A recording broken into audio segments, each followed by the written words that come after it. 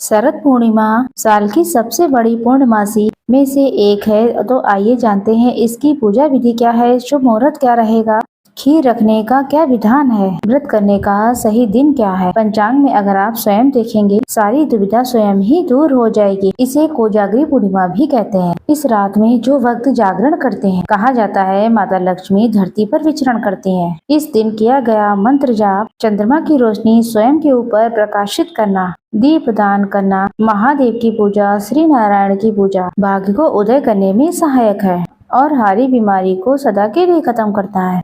अगर आप सभी लोग नए सिरे से भले ही 32 पूर्णमासी का व्रत हो जो कि संतान प्राप्ति के लिए कहे गए हैं, या फिर साधारण सरल तरीके से सत्यनारायण व्रत शुरू करना चाहते हैं, तो इस तिथि से निश्चित तौर पर आप शुरू कर सकते हैं। आपकी सारी कामनाएं इस व्रत को करने से पूर्ण हो जाएगी।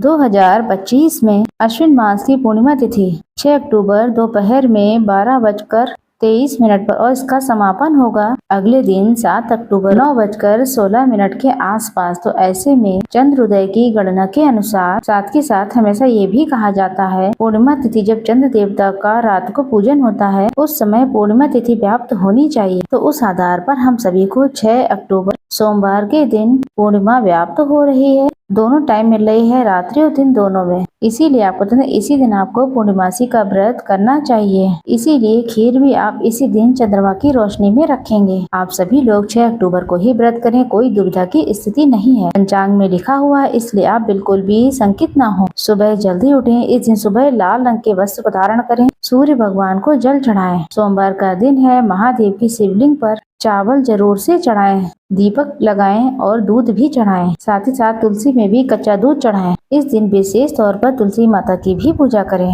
इसके बाद आप व्रत का संकल्प लेकर सत्यनारायण व्रत पूर्णमासी व्रत की कथा सुने। विधि विधान से धूप दीप नैवेद्य अक्षत समर्पित करें। दीपक लगाकर माता लक्ष्मी की भी पूजा करें। इस दिन लाल रंग के कपड़े पहने, घर में नमक का पोछा लगाएं, घर के दरवाजे पर दीप दान करें। ऐसा कहा जाता है कि ऐसा करने से सौभाग्य बढ़ता है, दुख और दरिद्रता का अंत होता है। माता लक्ष्मी को साफ सफाई बहुत प्रिय है। पूरे दिन में चाय पानी फलाहार आप ले सकते हैं। शाम को भी घर के दरवाजे में, तुलसी में, घर के मंदिर में, घर की रसोई में दीप दान जरूर करें। और शाम के समय आप चावल, दूध और मिश्री डालकर खीर बनाइए। बहुत ही साधारण और सरल तरीके से खीर बनाई जाती है। इसमें कुछ भी नहीं मिलाया जाता। सुंदर भाव सच्चे मन से सबसे पहले खीर माता लक्ष्मी को और श्री नारायण के समक्ष और महादेव के समक्ष भोग स्वरूप में समर्पित करें। थोड़ा सा गौ माता को भी खिलाएं। इसमें से एक पतीले में या किसी डब्बे में आप वो खीर रख लें और छत पे रखें जाके, तो आप उसमें एक तुलसी पत्र भी रख लें। साथ ही साथ एक चांदी का सिक्का भी रख सकते हैं, क्योंकि ये चंद्रमा से संबंधित है। इसे साफ स्वच्छ जालीदार कपड़े से बांधकर सीधे चंद्रमा की रोशनी के पास रखें। 2-4 घंटे या फिर पूरी रात रखने की व्यवस्था हो तो बहुत ही बढ़िया है। सुबह 4-5 बजे यहाँ का जो आपने खीर रखी है रात को उठा करके सभी भक्तजनों में वितरित करें। पहले माता लक्ष्मी को भोग लगाएं,